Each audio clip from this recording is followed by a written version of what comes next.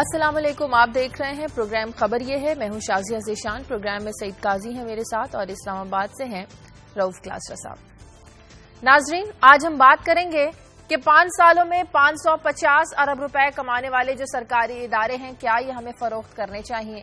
जब सरकारी इदारे मुनाफे में चल रहे हों, रेवेन्यू दे रहे हों, तो इनको प्राइवेटाइज करने का आखिर मकसद क्या है? क्यों इन्हें प्राइवेटाइज किया जाए? सिर्फ ओजीडीसी ने 363 अरब रुपए का जो था ये मुनाफा दिया, आखिर फिर इस प्राइवेटाइजेशन का मकसद क्या है? इस पर आज हम बात करेंगे। क्लासेस साहब इस बारे में डिटेल्स हमारे साथ शेयर करेंगे। इसके अलावा हम बात करेंगे कि दूसरी तरफ कल कराची में पुलिस बस पर किए जाने वाले धमाके की जो जिम्मेदारी थी, ये तहरीक तालिबान ने कबूल कर ली है और साथ ही ये कहा है कि ऐसे हमले जारी रखे जाएंगे। क्या दहशतगर्दी और मुज़ाकरात एक साथ चल सकते हैं? अगर एक तरफ मुज़ाकरात में मुस्बत पेशरफ्त की बात की जाती है, तो दूसरी तरफ दहशतगर्दों की ये कार्रवाइयां कौम और हुक्मरानों के लिए एक सवालिया निशान और जहनी अजियत में मुब्तला करने के मुतरादिफ है। क्या ऐसी सूरत हाल में हुकूमत को मुज़ाकरात को आगे बढ़ाना चाहिए? इस पर आज हम बात करेंगे। इसके साथ ही कुछ और अहम खबरें भी क्लासेस साहब और काजी साहब से लेंगे कि वो आज हमारे साथ क्या शेयर करेंगे। जी काजी साहब। शाजी, एक तो जो आखिरी खबर आपकी, ये जो कल अटैक हुआ है, इससे मन में मेरी खबर है, और खबर ये है कि ये जो जख्मी हुए हैं और जो मारे गए हैं कल लोग, हमारे शहीद हुए हैं, हमारे सिपाही, उनमें से 30 ऐसे थे, 30 से ज्यादा ऐसे थे कि जिन्हें 9 महीनों से तनख्वाह नहीं दी गई थी। और ये बात सामने कैसे आई? इसमें एक नौजवान की जेब में से एक एप्लीकेशन निकली जिससे पता चला कि, तो ये हम देखेंगे, वहां कल्चरल फेस्टिवल भी चल रहा था और वहां पे कहाँ क्या क्या अखराजात हो रहे हैं, मगर इन लोगों के लिए पैसे नहीं थे जो हमारे लिए अपनी जानें दे रहे हैं। इसके साथ ही हम बात करेंगे कि ओगरा की ऑर्डिनेंस में तब्दीली के लिए एक बिल ईसीसी में पेश किया गया, तब्दीली के लिए एक अमेंडमेंट लाई गई और इस तब्दीली का मकसद यह था कि इसमें ओगरा को एम्पावर किया जाए कि वो जो कंज्यूमर के राइट्स को वायोलेट करती हैं, ओएमसीज, ऑयल मार्केटिंग कंपनीज, तो उनको चेक किया जाए, मगर उसको किस किस ने थाट किया, किस किस ने रोका और किस किस ने उसने हमायत की, इस पे बात करेंगे। और आखिर में हमारी 2 स्टोरीज हैं। कसूर से हमारे नुमाइंदा हमें बताएंगे कि वहां पे कैसे 1 अरब रुपए का और अनर्थ किया है उन्होंने, बदनवानी का स्कैंडल। और इसके साथ ही एक बहुत दिनों से हम स्टोरी करना चाह रहे हैं, मगर लास्ट 2 दिन से हमारा प्रोग्राम नहीं हो सका। मंडी बहाउद्दीन से हमारे नुमाइंदा मंजर हमें बताएंगे उस स्पोर्ट्स कम्प्लेक्स के बारे में कि उस पर किसका कब्जा है। ठीक है, क्लासेस आपके पास चलते हैं। जी क्लासेस साहब, क्या शेयर करेंगे आज आप? शाहजहा, कल यहाँ पे एक नैब का इंटरेक्शन था मीडिया के साथ, तो मैं भी शरीक था और भी बहुत सारे हमारे साफी दोस्त थे, नैब के अफसरान भी थे, और बड़ी हीटेड आर्गूमेंट्स हुए वहाँ पे और बहुत सारे नए इंकशाफात भी हुए, कुछ हमें भी बातों का पता चला है। बल्कि जो एक हमने टर्म निकाली थी कि हम तो समझे थे शायद ये ब्रेन स्टॉर्मिंग ये सेशन होगा, पता चला ये हमारी ब्रेन वॉशिंग का एक सेशन है कि कैसे ग्राउंड रियलिटीज हमें समझाने की कोशिश की गई है कि मीडिया को समझना चाहिए कि किन किन इश्यूज पर रिपोर्ट करना है और उसको कैसे कैसे रिपोर्ट करना है जो नैब को सूट करते हैं। खैर, उनका पॉइंट ऑफ व्यू है, वो भी शेयर करेंगे आपके साथ। और पर्टिकुलरली जो इसमें से 2-3 बड़ी खबरें सामने आई हैं कि एक तो नैब जो है अपने जो उनके अफसरान है, पर्टिकुलरली जो इनके 3 साबिक नैब के चीफ्स रहे हैं, चेयरमैन रहे हैं, जो स्कैंडल्स की जात में रहे हैं, उनके खिलाफ वो कोई कार्रवाई नहीं करेंगे। और सबसे बड़ी जो एक डिस्टर्बिंग खबर थी कि 10 के करीब जो लेफ्टिनेंट जनरल और मेजर जनरल 3 बड़े स्कैंडल्स में इन्वॉल्व थे, नैब कहते हैं उनके खिलाफ भी कार्रवाई नहीं करेंगे। और छोटे छोटे मुलाजमीन को कैसे पकड़ा जा रहा है और उनको किडनैपिंग फॉर रैंसम की जा रही है, जो इल्जाम लगता है नैब पे कि बंदा उठाएं और उससे पैसे ले लेंगे, उसकी डिटेल बड़ी तफसील के साथ शेयर करेंगे। प्लस एक असहाबुल मसीह का कत्ल केस जो है, जो पुलिस वालों ने उसको मार डाला थाने में या थाना कोसार में, तो उसका फॉलो अप भी आपके साथ शेयर करेंगे। कैसे गरीब और बेबस मजदूर को थाने में मारा गया, कत्ल किया गया, उसका उस पर हमारे रिपोर्टर हैं सगीर अहमद, कुछ नए अपडेट्स उनके पास मौजूद हैं, कुछ और नए ट्विस्ट है, और बताएंगे कि इस्लामाबाद की पुलिस जो डाकुओं से खौफजदा लेकिन बेचारे मजदूरों को कैसे कत्ल कर दिया थानों में, उसकी डिटेल बताएंगे आप। ठीक है, मुझे ब्रेक लेनी है क्लास साहब। ब्रेक के बाद जब वापस आएंगे तो हम आपसे पूछेंगे कि मुनाफा देने वाले जो इदारे हैं, आखिर इनको प्राइवेटाइज करने का मकसद क्या है। एक ब्रेक के बाद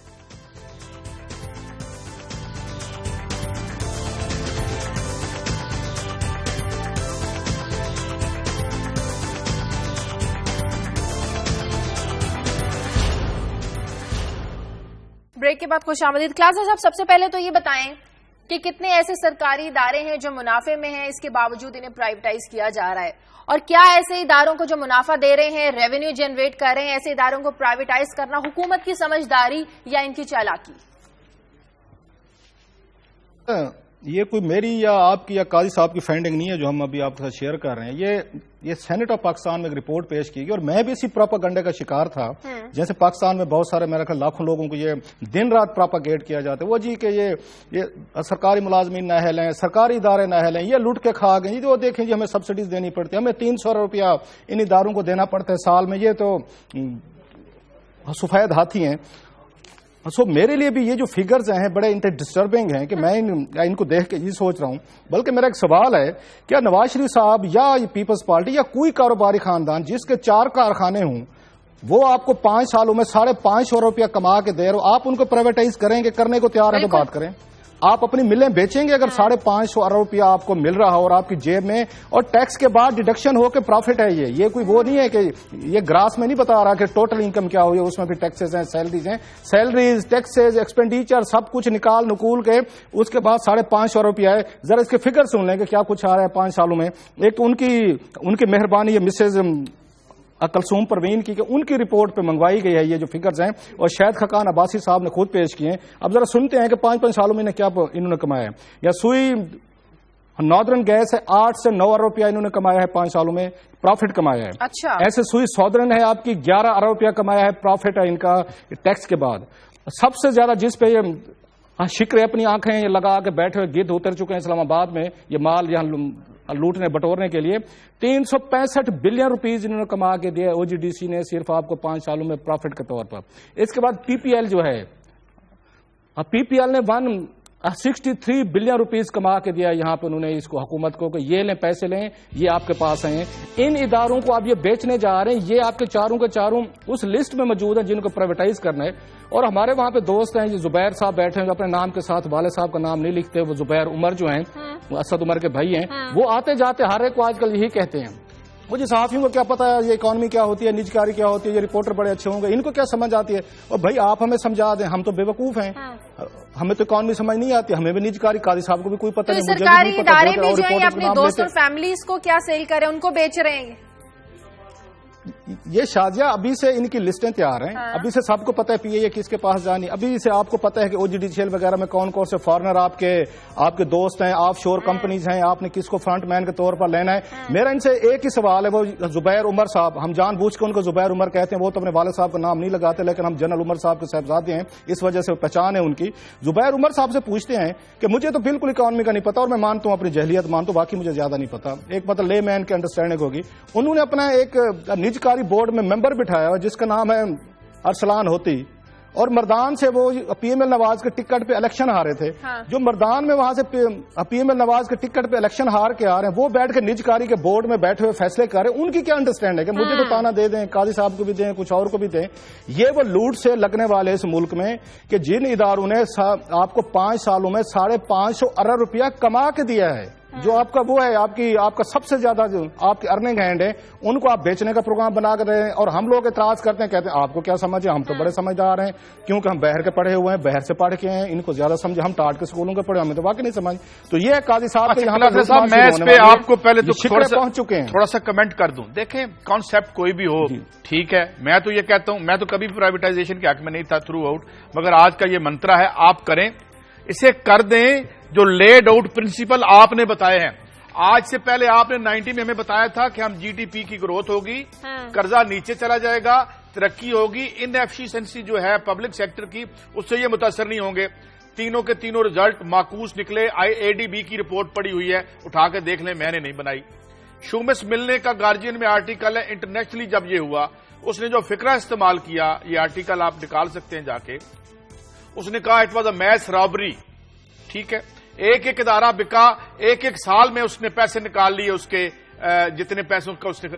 بھائی اس کو کریں, ہم تو نہیں روکتے, مگر ٹھیک طریقے سے کر کے بتائیں. اور دوسری بات جو مین آرگیومنٹ ہے آپ کا, جس طرح آپ معیشت کی جتنی سمجھ ہے ہمیں پتا ہے, ایک مانیٹر کی طرح ڈیل کرتا ہے آئی ایم ایف کا کنٹری ہیڈ, ان کو آگے سارے ڈگریاں لے کے پی ایچ ڈی, اور جو جہالت ہم پہ امپوز ہو رہی ہے ویسٹ سے, ان کے اپنے مفاد, ہم جہالت نہیں ہے بددیانتی ہے, وہ انہیں بھی پتا ہے وہ واردات کر رہے ہیں, انہیں بھی پتا ہے وہ کروا رہے ہیں ہمارے ساتھ واردات. تو یہ علم وغیرہ کی بات ہم سے نہ کریں. ہم یہ کہتے ہیں کہ یہ اس لیے ہم پرائیویٹائز کر رہے ہیں کہ 550 ارب روپے کا سالانہ خسارہ ختم ہو جائے.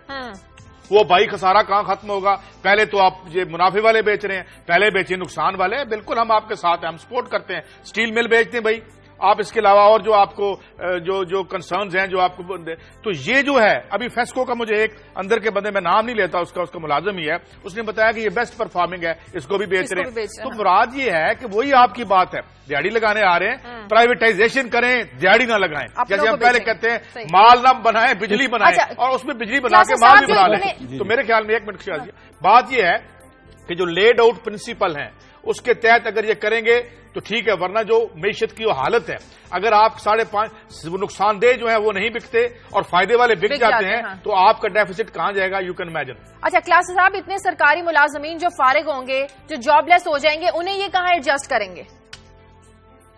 وہ یہ ان کا مسئلہ ہے، جاب لیس ملازمین کا مسئلہ، حکومتوں کا تھوڑا مسئلہ ہے. یہاں روزانہ کی بنیاد پہ بھی ہم تھوڑی دیر میں سیگمنٹ سٹوری کریں گے.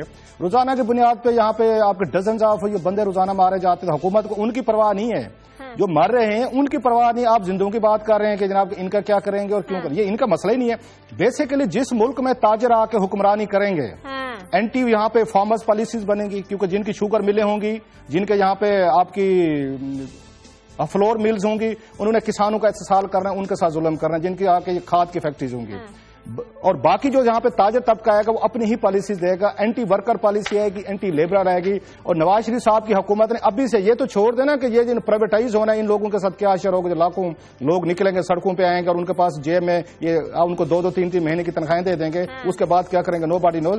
ابھی سے جو اطلاعات آ رہی ہیں کہ ایک انہوں نے نوٹیفیکیشن جاری کر دیا کہ جو کنٹریکٹ پہ ہیں ان کو نکالا جا رہا ہے، جو ڈیلی ویجز پہ ہیں ان کو نکالا جا رہا ہے. مجھے سمجھ نہیں آتی یہ کرنا کیا چاہ رہے ہیں. نہ یہ صحت دینے کو تیار ہیں، نہ یہ آپ کو یہاں پہ جاب دینے کو تیار ہیں، نہ یہ لا اینڈ آرڈر ٹھیک کرنے کو تیار ہیں. تو پھر سے ہم سے جو ٹیکسز لے رہے ہیں، جو یہاں پہ پیسے لیتے ہیں، عیاشیاں لیتے ہیں، ہم نے یہ تاجروں کے لیے اکٹھی کر کے دی ہیں. تو بیسیکلی یہ جتنی بھی کیبنٹ ہے، جتنی بھی پی ایم ایل نواز کے لوگ ہیں، یہ موسٹلی تاجر طبقہ ہے، جن کی اپنی میلز ہیں، جن کے اپنے کارخانے ہیں، جن کے اپنے بزنس ہیں. ان کا ایک اینٹی ورکر ایٹیچیوڈ پہلے سے موجود ہے، اینٹی لیبرر مائنڈ سیٹ پہلے سے موجود ہے.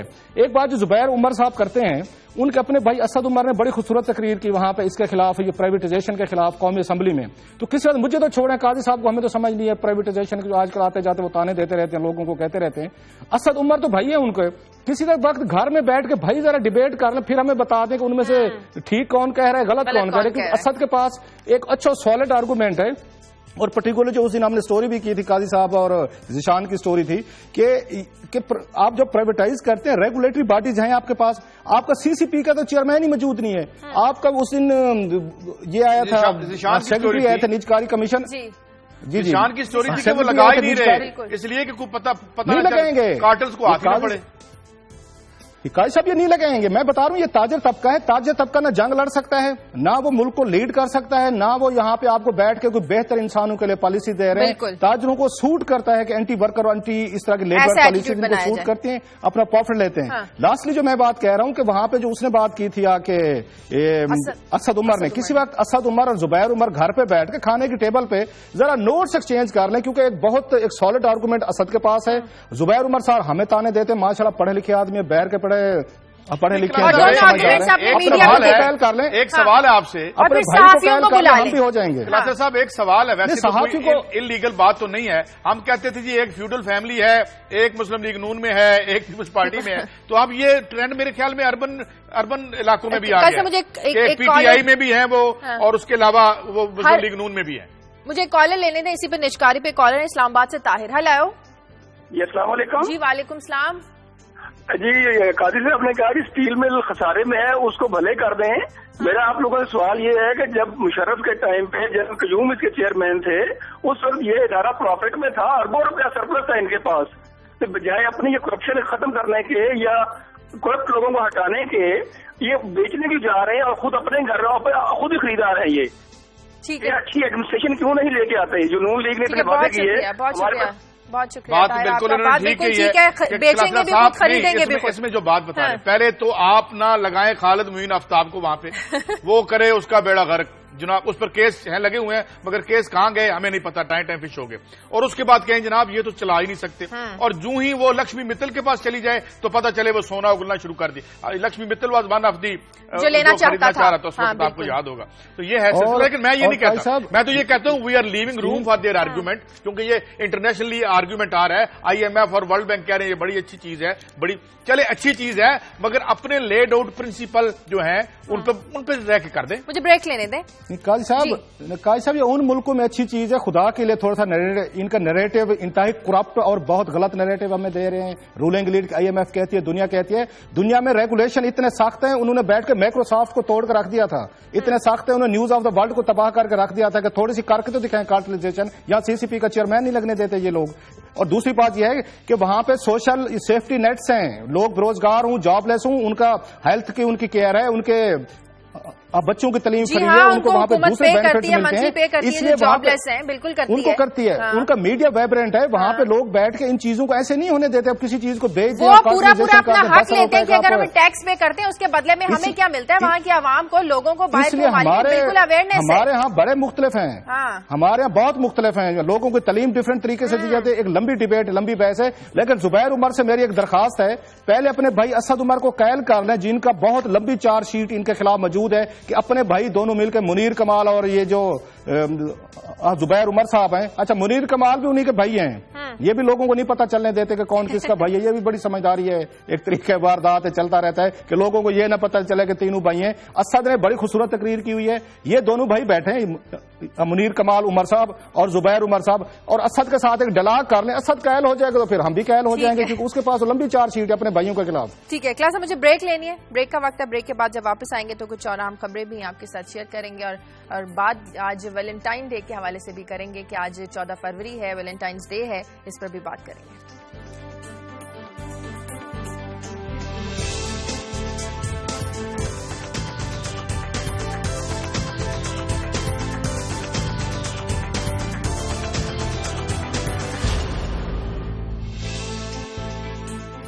بریک کے بعد خوش آمدید. کل کراچی میں پولیس بس پر ہونے والا جو دھماکہ تھا, اس کی ذمہ داری کل عدم تحریک طالبان نے قبول کر لی ہے. سوال یہ ہے کہ کیا دہشت گردی اور مذاکرات ساتھ ساتھ چل سکتے ہیں؟ قاضی صاحب دیکھیں جی, چلا تو رہے ہیں یہ جو ادھر سے مل کے آتے ہیں لوگ, ان سے تو بڑے خوشی میں ہم بڑے مسکراتے ہوئے فوٹو سیشن دیتے ہیں کہ جی کو بڑی مثبت پیش رفت ہوتی ہے. لیکن ایسی کہانی جب ایک دھماکہ ہوتا ہے, اور میں یہ دیکھ رہا, میں اسی کے ساتھ اپنی سٹوری بھی جوڑ دیتا ہوں, اس کے بعد کلاس صاحب سے کمنٹ لیں گے.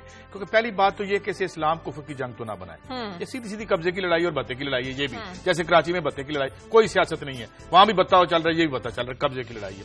مگر میں ایک اور بات جو میں اس کو ساتھ ریلیٹ کرتا ہوں, آج کلاس صاحب میں نے ایک سٹوری دیکھی کہ یہ جو لوگ شہید ہوئے ہیں ہمارے یا جو زخمی ہوئے ہیں, ان میں سے ایک عبد النبی نامی نوجوان تھا جس کی کوئی شناخت نہیں ہو رہی تھی, اور شناخت اس لیے نہیں ہو رہی تھی کہ اس کے سینے اور چہرے پہ زخم آئے تھے, مگر اس کی جیب میں سے ایک چٹ نکلی جس سے وہ شناخت ہوا, اور وہ ایک درخواست تھی, ایک اپلیکیشن تھی, اور وہ اپلیکیشن یہ تھی کہ اس نوجوان کو اور اس سپاہی کو 9 مہینے سے تنخواہ نہیں ملی. پھر مزید جب پروب کیا گیا تو پتہ چلا کہ تقریباً 30 سے زیادہ ایسے تھے ہٹ ہونے والوں میں جنہیں 9 ماہ سے تنخواہیں نہیں ملی. اب آپ ذرا دیکھیں, جب ہم بات کرتے ہیں لوگ, ہمیں ابھی وہاں سندھ فیسٹیول چل رہا تھا, کروڑ روپے کا سندھ فیسٹیول چل رہا تھا, مگر یہ لوگ جو ہیں, اچھا پیسے جہاں ہم نے اکٹھے کرنے ہوتے ہیں, مثال کے طور پہ بھائی بڑا ضروری ہے 500 ارب روپے کا ہم نے نا سرکولر ڈیٹ دینا ہے, کہیں ہمارے اندھیرے بھی نہ بند ہو جائیں, کیونکہ اندھیرے ہی زیادہ تر آتے ہیں, بجلی تو خال آتی ہے, ادھر بھی ہم دے رہے ہیں جہاں جہاں جس طرح آپ بات کرتے ہیں. اب یہ نوجوان ہیں, یہ کیا دیتے ہیں, 9 مہینے کی تنخواہ نہ لے کر اپنی جانیں ہمارے لیے دے رہے ہیں, اور ہمیں یہ ہے ہماری, اور this is how we are fighting this war on terror, اور پھر اس کے یہی ریزلٹ ہوں گے. کلاس صاحب جی کلاس صاحب. جی قاضی صاحب, ابھی جس طرح ہم پرائیویٹائزیشن کو بھی ہم ڈسکس کر کے آئے کہ ہمیں آرگومنٹ دیا جاتا ہے کہ اس لیے پرائیویٹائز کیا جاتا ہے کہ ان اداروں کی کارکردگی ٹھیک نہیں ہے. ہماری لا انفورسمنٹ کی ان کے جو باسز ہیں ان کی کارکردگی آپ دیکھ رہے ہیں, ہمارے حکمرانوں کی کارکردگی دیکھ رہے ہیں, ان کو بھی آؤٹ سورس کر دیں, ان کو بھی پرائیویٹائز کر دیں, ٹھیکے پہ دے دیں. چین کو, امریکہ, وہ ہمیں بھی بہتر کر کے دے دیں گے. اگر انگریز 150 سال سے زیادہ تک بیٹھ کے اس نے اس سب کانٹیننٹ کو چلا لیا ہے, اور ان کرپٹ اور نہل حکمرانوں سے انہوں نے بہتر چلا لیا, تو اس ملک کو بھی پرائیویٹائز کر دیں, پھر اب اس کو بھی ٹھیکے پہ دے دیں. جو کہانی آپ سنا رہے ہیں, ایک اور وہی کہہ رہا ہوں, اپنے لیے اب یہ کل کس کی اس پہ سیکورٹی پہ جاتے؟ بلاول بھٹو زرداری صاحب کی سیکورٹی پہ بلاول ہاؤس کے لیے جا رہے تھے. اب بلاول کو نہیں پتا کہ 400 ارب روپیہ ان کو ملا NFC میں سے، حضور کچھ پیسے تنخواہ ان کے لیے بھی دے رہے. کل آپ نے فوٹیج دیکھے جو سندھ کے بیچارے وہ تنکوں کے بنے ہوئے گھر کے بچے اور ان کے بیوی بچے بیٹھے. ایک منٹ میں ایک سوال کرنا چاہتا ہوں آپ سے، 1 منٹ. ثقافت جہاں بچے 50% سٹنٹڈ ہیں، جہاں جو مدرس کا مورٹیلٹی ریٹ جو ہے وہ کہاں پہ ہے؟ دیکھیں بیکاریوں کی کیا بیکاری بنا دے لوگوں کو، پھر ان کی ثقافت ہے. تو یہ کیا ڈویلٹی ہے، یہ کیا دکھا رہے تھے؟ اور 6,000 کا ٹکٹ تھا، 6,000 کا ٹکٹ میں پڑھ رہا تھا. تو یہ کس کی ثقافت تھی؟ اور ان کو ہم تنخواہیں نہیں دے رہے. اچھا قاضی صاحب، اس ملک کے ان لیڈرز کی امپورٹنسی دیکھیں، ان کے وزیر داخلہ کی دیکھیں، ہمارے جو نیگوشیٹرز ہیں ان کی دیکھیں کہ انہیں افسوس ہوا ہے. پروفیسر ابراہیم کو افسوس ہوا ہے. 13 بیچارے وہاں پہ بچے مارے گئے ہیں. اور کل دیکھنا تھا جو سندھ کے، میں نے ان کا فوٹیج دیکھا دنیا ٹی وی پہ، دیکھا تھا کیسے بیچارے بچے بیٹھے اپنے والدین کے لیے رو رہے تھے، اور تنکے کے گھر تھے جہاں سے وہ آئے ہیں. ان کو افسوس ہوا ہے. یہ پورا ملک ہی دہشت گردوں کا حامی ہے. لیکن کل وزیر داخلہ نے تو کہہ دیا کہ مذاکرات اور دہشت گردی ساتھ ساتھ نہیں چل سکتے. اس کا مطلب کوئی یہ بلف ماسٹر ہیں. شازیہ آپ کے وزیر داخلہ صاحب بلف ماسٹر ہیں. یہ طارق ملک کے خلاف پریس کانفرنس کروا لیں، میرے خلاف کروا لیں، کسی اور چھوٹے موٹے پہ کروا لیں. ان کی دبنگ گفتگو سنیں، طالبان کا نام سن کے یہ بے ہوش ہو جاتے ہیں. ان میں نہ کیپیسٹی ہے نہ ان میں جرات ہے. اگر کچھ ہوتا، یہ 13 لوگ مارے گئے، طالبان نے ایکسیپٹنس کی تھی، اس کے بعد تھوڑا سا یہ کچھ دکھاتا کہ امپورٹنٹ لوگ. آپ کی میں پھر کہہ رہا ہوں، آپ کا تاجر طبقہ اس ملک کو لیڈ کرے گا. یہ نہ جنگ لڑتے ہوتے ہیں تاجر طبقہ، نہ آپ کو لیڈ کرتے ہوتے. کوئی بتا دیں تاریخ میں تاجروں کی حکومتیں آئی ہیں، انہوں نے ملک کو کوئی آ کے اس طرح کے بحران سے نکالو. اس لیے چودھری نثار علی خان صاحب ہوں، ان کو جو ایک انہیں ڈیڈ وڈز ٹائپ انہوں نے کمیٹی بنا دی تھی. دوست ہمارے بیٹھے ہیں، کہنے میں حرج نہیں ہے، بڑی تسلیاں دیتے تھے، بس جی ہماری باتیں ہوں گی فلاں ہوں گی. ان کی طرف سے کوئی مذمت نہیں ہے، ان کی طرف سے کوئی میڈیا پہ آ کے کنڈمنیشن کیے. اگر اس ملک میں تھوڑی سی میرا خیال ہوتی، ڈرون حملہ مذاکرات کے دوران طالبان پر ہو جائے تو فوراً بالکل پیچھے ہٹ جاتے ہیں، مذاکرات کو بالکل ختم کرنے کی بات کرتے ہیں. لیکن ہماری حکومت کی طرف سے ایسا انیشیٹو نہیں لیا جاتا. وہ تو قیامت صغریٰ نے ڈرون ہوا. آپ نے دیکھا چودھری نثار علی خان صاحب نے اتنا ماتم کیا کہ لگتا تھا کہ کتنا بڑا ظلم ہو گیا. جنہوں کرنل امام کو مارا تھا جنہوں نے، اور پوری ویڈیو تھی جس کو وش کے پاکستان کے چینل وہ ویڈیو دکھاتے جس طرح حکیم اللہ مسعود نے یہ کیسے اس کو مارا ہے وہاں پہ کرنل، اس کو سامنے کھڑے ہو کے تقریر کے بعد مارا ہے. اس ویڈیو کو دکھانا چاہیے تھا پاکستانی چینلز کو جو بیٹھ کے ساری چیزیں دکھاتے ہیں. ڈرون حملہ ہو جائے تو عمران خان صاحب بے ہوش ہو جاتے ہیں، ان کی تقریریں بند ہونے میں نہیں آتی. ڈرون حملہ ہو جائے چودھری نثار علی خان صاحب کو دورے پڑنے شروع ہو جاتے. کل جو 13 مارے گئے ہیں وہ بچے نہیں تھے، وہ کسی کا خون نہیں ہے، کسی کو اولاد نہیں ہے، کسی کی باپ نہیں ہے. دیکھنے والا تھا جو کل دکھایا گیا، اس وقت سارے آ جاتے ہیں. وہ جس کو ماری جائیں، جس کو قتل کیا جائے. یہ میں آپ کو پھر کہہ رہا ہوں، یہ تاجر لوگوں نے اتنا پیسہ کما لیا ہے، اتنا مال کما لیا ہے. یہ بچے مرتے رہے. جیسے قاضی صاحب نے کہا 9 مہینے تنخواہ نہیں ملی، بلاول کو کیا اس سے غرض ہے؟ وہ اپنا سندھ فیسٹیول چلا رہے ہیں، وہ ٹھیک ہے سندھ فیسٹیول چلاتے رہے. مقابلہ ڈانس سے کہتے ہیں نا انگریزی میں، مجھے لگ رہا تھا جیسے موت کا رقص ہو رہا ہے. صحیح بات ہے. کلاس اب آگے بڑھتے ہیں، وقت کم رہ گیا، لیکن اس سے پہلے مجھے ایک بریک لینی ہے. بریک کے بعد واپس آتے ہیں.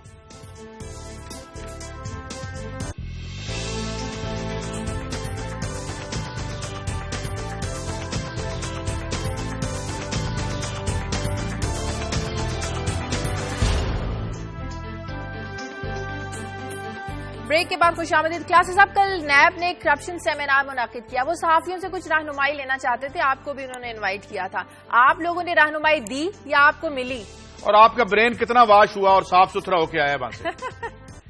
ہاں یہ بڑا اہم سوال ہے. کل یہ کوئی صحافی ایک تو اچھا انیشیٹو تھا، نیب کو پہلے اپریشیٹ کرنا چاہیے. اچھا انیشیٹو لیا، انٹریکٹیو. انہوں نے ایک سیشن کیا جس میں نیب کے تمام اعلیٰ افسران، ایون چیئرمین نیب صاحب بھی تھے، ڈپٹی چیئرمین جو ہیں ان کے سرگانا صاحب، دوسرے لوگ بھی تھے. انٹریکشن بڑا اچھا رہا ہے اور ایک اوپن اور ٹرانسپیرنٹ، اگر آپ کہہ سکتے ہو ٹرانسپیرنٹ بھی تھا. مطیع اللہ جان نے یہ کل بڑی خوبصورت تقریر کی، مس سے بڑے اچھے پوائنٹس انہوں نے ریز کیے، میڈیا کے حوالے سے بھی اور نیب کے حوالے سے بھی. ایون حافظ طاہر خلیل صاحب تھے جو ماڈریٹ کر رہے تھے، انہوں نے بھی بڑی اچھی کی. صحافی نے بڑے اچھے سوالات پوچھے. ایون نیب کی طرف سے بھی اچھی ان کی پریزنٹیشن تھی. لیکن جو فوکس ہمیں لگا وہ یہ لگا کہ آپ ہماری گراؤنڈ ریئلٹیز کو سمجھیں، آپ ہمارے مسائل ہیں ان کو سمجھنے کی کوشش کریں کہ ہماری مشکلات کیا ہیں، کہ ہم فلاں کے خلاف کیوں نہیں کارروائی کر سکتے. آپ لوگ اس کو سمجھیں. تو میں نے پھر یہ بات کی، میں کہ مجھے تو یہ لگ رہا ہے، ہم تو سمجھے تھے یہ برین سٹارمنگ سیشن ہوگا، آپ تو ہماری برین واشنگ پہ لگ گئے ہیں. تو اس پہ میں نے یہ کہا، میں کہ اگر آپ کی طرح ہم صحافی بھی پلی بارگین کرنے لگ جائیں تو پھر تو معاملے ختم ہو گئے. اگر میں گراؤنڈ ریئلٹیز کے چکر میں پڑ جاؤں کہ گراؤنڈ ریئلٹیز یہ ہیں کہ لوگ ڈاکے بھی مارتے ہیں, چوریاں بھی کرتے ہیں, رابریز بھی کرتے ہیں, لوٹتے بھی ہیں, یہ حقیقت ہے, فیکٹ ہے دنیا بھر میں, مجھے خبریں کرنے کی کیا ضرورت ہے؟ تو بیسیکلی وہ کرپشن سیمینار نہیں تھا, اپنی مجبوریاں سمجھانے کا سیمینار تھا. ٹو بی پرٹیکولر یہ بتائیں, ایک جو کلاسرا صاحب یہ جو جرنیلوں کے حوالے سے بات ہوئی, وہ NICL جو کیسز تھے ان پہ وہ کیوں نہیں ایکشن کر سکتے؟ کوئی قانونی پرابلم ہے؟ وہ یہ قانونی پرابلم کا صاحب میں نے پہلے کہا نا کہ یہ بڑے لوگوں کے لیے قانونی پرابلم ہے. ان بڑے لوگوں کے لیے نیب کے پاس بے پناہ وضاحتیں ہیں, جواز ہیں, ایشوز ہیں. عام آدمی کے لیے انہیں کوئی نہیں ہے. جو انہوں نے تمانا پاکستان کا کل میں نے حوالہ دیا کہ تمانا پاکستان میں زبیدہ جلال اور سیکٹری تھے یہاں پہ جو ویلفیئر کے نعیم اللہ خان, اور وہاں پہ عرفان اللہ تھے پروجیکٹ. لوٹ کے کھایا ہے, ایڈیٹر جناب پاکستان کی رپورٹ ہے. نہ زبیدہ جلال کو پکڑا ہے انہوں نے, نہ عرفان اللہ کو ہاتھ لگا ہے, نہ سیکرٹری کا جلیل خان تھا FIA کے ڈائریکٹر, اس نے تمام لوگوں کو وہاں پہ چھوڑا ہے کہ میرے پاس ثبوت نہیں ہے. ڈرائیوروں کو, وینڈرز کو, ایک ظہور امان صاحب ہیں, ایک بیچارے ملازم تھے, ان کو 3.5 سال جیل کروائی. عاشق سنگھی صاحب سے 3.5 سال بھگتا کے کل ان کو پھر اٹھا لے. میں کہ آپ تو ظالم بن چکے. کل میں نے کہا کہ آپ آفیشلی طور پر نائب جو ہے جہاں پہ کرپشن سب سے زیادہ ہو رہی ہے, جس کی ڈیٹیل بھی کل میں نے ان کو بتائی ہے, آپ میں کہ آفیشلی لوگوں کو کڈنیپ کر کے رینسم لے رہے ہیں, پیسے لیتے ہیں, بھتہ لیتے ہیں. یہ میں پھر بات ہے, میں جو چاہوں گا آپ پوائنٹ آؤٹ کریں. اٹ مینز وہ ہمیں تاثر یہ دے رہے تھے کہ دیر آر سرٹن انٹچیبلز, کچھ لوگ ایسے ہیں جنہیں ہم ٹچ نہیں کر سکتے. بالکل یہ تصور نہیں تھا, یہ قائد صاحب آپ نے اچھی, یہ تصور نہیں تھا, میسج تھا. ایک تو وہ کہتے ہیں پریزنٹ اینڈ کلیئر میسج. مثلا میں نے ان سے سوال پوچھا, میں کہ جناب چیئرمین صاحب اگر آپ اپنے نیب کے ادارے کی عزت بحال کرنا چاہتے ہیں, جو مجھے لگا ہے کہ قمر زمان چودھری صاحب سیریس ہیں کہ کچھ نیب کو بہتر کیا جائے, تو میں کہتا ہوں 2 کام کریں. آپ کے 3 سابق جہاں چیئرمین رہے, جنرل امجد تھے, ان پہ شوگر مل بیچنے کا ایک الزام تھا, دوست کو بیچی تھی جب وہ فوجی فاؤنڈیشن میں جا کے لگے. جہاں پہ جنرل آپ کے منیر حفیظ رہے ہیں, جنرل خالد مقبول, یہ چیئرمین رہے ہیں نیب کے. انہوں نے LPG کے کوٹے لیے تھے اقبال زید احمد صاحب سے جو ان کے ملزم تھے. آپ اپنے ملزموں سے تو کوٹے لیتے رہے, آپ میرا کیسے احتساب کر سکتے ہیں؟ آپ ظہور امان جیسے جو غریب لوگ ہیں ان کو کیسے جیل میں ڈال سکتے ہیں؟ تحقیقات کے لیے بلایا بھی تھا, طلب بھی کیا تھا کلاسر صاحب, وہ ختم ہو گئی. وہ شاہجہاں کہانی ختم ہو گئی. کل کہہ دیا انہوں نے کہا جی ہمارا کوئی اختیار نہیں, ہم فوجی افسران کو, ججز کو بالکل ٹچ نہیں کر سکتے. یہ بالکل یہ خدا کی چوزن ایک مخلوق ہیں جو اوپر سے اترے ہیں, ان کو کوئی ٹچ نہیں کیا جا سکتا, ہاتھ نہیں لگایا جا سکتا. 3 بڑے سکینڈل تھے جو نیب کے پاس سے, NLC کا ان کے پاس سکینڈل تھا, ان کا ریلوے کا تھا, فوجی فرٹیلائزر کا تھا, جس میں 10 کے قریب لیفٹیننٹ جنرلز اور میجر جنرل مطلب انہوں نے آپ کو ڈائریکٹلی میسج دے دیا کہ صحافی ان پر سوال نہ اٹھائیں کہ جرنیلوں کو ٹچ یا ججز کو ٹچ کیوں نہیں کیا جاتا. یہ ڈائریکٹلی آپ کے لیے سوال اٹھانے سے نہیں منع کر سکتے. خیر وہاں شوکت قادر صاحب بیٹھے تھے جو ان کو میڈیا گائیڈ کرتے ہیں. میں تو تھوڑا سا کیونکہ تذکرہ بدعنوانی کا ہے, تو بدعنوانی کے حوالے سے اسلم خان ہمارے ساتھ ہیں قصور سے, اور فرمائیے گا قاضی صاحب ایک چھوٹی سی قاضی صاحب ایک یہ بڑا اہم ایشو ہے میرا خیال ہے, اس پہ یہ پورا ملک اس سے افیکٹ ہو رہا ہے کہ نیب کے ادارے کی وجہ سے کرپشن بڑھ رہی ہے. نیب نے اپنے افسروں میں انہوں نے 15 کروڑ روپیہ بونس بانٹا ہے, 70 لاکھ روپے کی بجلی اور گیس کے بل افسروں کو گھروں کے دیے گئے ہیں, شادیوں کے پیسے دیے گئے ہیں. خود تو میں کہ آپ وہاں سے بھتہ لے کے آپ اپنے یہ کام کر رہے ہیں, غریب لوگوں کے لیے آپ دہشت ہیں, امیر کے سامنے آپ جھک جاتے. کل کے ایک بڑے نوائے وقت کے رپورٹر نے بڑا اچھا فکرہ کا پوری نظم بھی سنائی. اس نے کہا جی آپ غریب کے لیے آپ کوبرا بن جاتے ہیں اور امیر کے لیے جو پاورفل ہے اس کے سامنے کیچوا بن جاتے ہیں. یہ بڑی خوبصورت مثال ہے نیب پہ کہ غریب کے لیے کوبرا ہے, امیر کے لیے کیچوا ہے. تو یہ نیب ہے, یہ اس کو امید کرتے ہیں کہ وہ جو ان کے چیئرمین صاحب قمر زمان چودھری صاحب وہ کوئی اپنی مسئلتوں سے باہر نکلیں. اچھے آدمی ہیں, کام کرنے کی کچھ ان میں کچھ لگتی ہے, لیکن میرا خیال ہے کہ نیب کرپشن پروموٹ کر رہا ہے, کام نہیں کر رہا. قانون بنا دیں, قانون بنے. اچھا کلاسر صاحب, یہ اسلم خان ہمارے ساتھ ہیں. اسلم خان صاحب ذرا بتائیے گا کہ یہ کیا معاملہ ہے, ایک چھوٹا سا قصور اور 1 ارب کی کرپشن, معاملہ کیا ہے؟ صاحب یہ 2010 میں یہاں پر جو ٹریٹمنٹ پلانٹ ہے, ایشیا کا سب سے بڑا ٹریٹمنٹ پلانٹ ہے, یہاں پر تعینات کیا گیا مینیجر کو شادی حسن کو. یہاں پر اس نے وہ کام دکھایا, لکڑ اعظم پتھر اعظم, اس نے جو ہے 1 سے 3-4 سال کے اندر 1 ارب روپیہ جو گورنمنٹ کا وہ خرد برد کیا ہے. 50 یہ فگر کہاں سے آئی ہے, یہ کیسے سرٹن کیا گیا ہے؟ اس کی باقاعدہ انکوائری کی گئی ہے, DCO نے انکوائری کی ہے, اس میں تقریباً 3-4 افسران نے انکوائری کی ہے. انہوں نے انکوائری کرنے کے بعد یہ ثابت ہو گیا ہے کہ اس بندے نے 1 ارب روپے کرپشن. اب صاحب دیکھنا یہ کہ 1 ارب روپے کرپشن جو ایک دن میں تو نہیں ہوئی, یہ 4 سال کے عرصے میں یہ کرتا رہا ہے. DCO کہاں تھا اس وقت, اسسٹنٹ کمشنر کہاں تھا جب سارا پرنٹ میڈیا میں خبریں لگ رہی تھی؟ تو یہ لوگ خاموش ہے. جب وہ سارا کچھ ہجم کر کے بندہ فرار ہو گیا. کیا ایگزیکٹلی کیا مختصراً بتائیے گا. ये काजी साहब, ये 12 से 15 करोड़ रुपया जो टेंडरी से पैसा वसूल होता है वो इन्होंने खुद बंद किया है। 50-60 के बंदे जो इन्होंने अपने मनपसंद बंदे भर्ती किए थे, उनकी तनख्वाहें वसूल करता रहा है, खुद ही वो हड़प कर गया है। जितने भी जो फंडिंग थे वो सारे का हड़प कर गया है। आज ये हाल है कि जो ट्रीटमेंट एशिया का जो ट्रीटमेंट प्लांट था वो बंद हो गया है। ये बंद हो गया, ये प्लांट बंद हो गया, ट्रीटमेंट वहां तो टैनरीज का बड़ा गंद होता है, 80% बंद हो गया है साहब। ठीक है, अच्छा चले, हम इसका फॉलो अप करेंगे, नजर रखिएगा, एक्शन जो भी होगा हम दोबारा इसको फॉलो अप करेंगे। थैंक यू असलम खान साहब। आगे बढ़ते हैं मंजर सज्जाद क्लास साहब, एक मिनट में मंजर से बात कर लूं। 2 दिन से ना इसकी स्टोरी हमारी वो डेफर हो रही है। मंजर, क्या मामला है स्पोर्ट्स कम्प्लेक्स का मंडी भाउद्दीन में? इस स्पोर्ट्स कम्प्लेक्स में स्पोर्ट्स की बजाय कौन महव इस्तराहत है? जी, इसमें सूरत-ए-हाल ये है कि मुस्लिम लीग काफ की दौर इक़्तिदार में पंजाब के चंद अजला को सिलेक्ट किया गया था कि नौजवानों की सरगर्मियों के लिए एक मॉडल स्पोर्ट्स कम्प्लेक्स तामीर किए जाए, जिसमें से एक स्पोर्ट्स कम्प्लेक्स 7 करोड़ की लागत से 2 साल कबल मंडी भाउद्दीन में तामीर किया गया।